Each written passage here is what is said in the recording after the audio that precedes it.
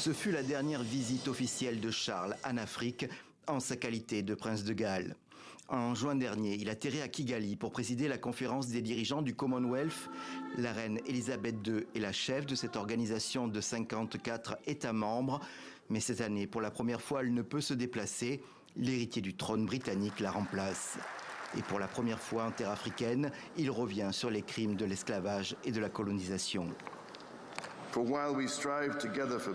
Alors que nous luttons ensemble pour la paix, la prospérité et la démocratie, je tiens à reconnaître que les racines de notre association contemporaine plongent dans la période la plus douloureuse de notre histoire.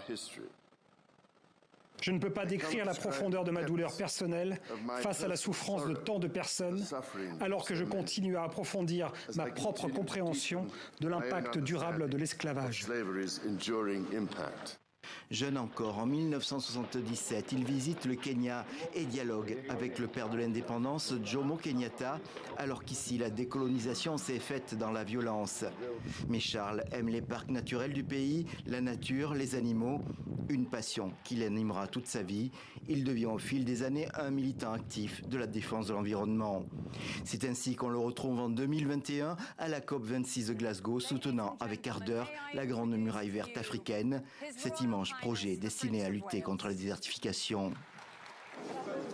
Dans la lignée de sa mère, le futur roi Charles III a multiplié les voyages sur le continent africain, essentiellement en terre anglophone.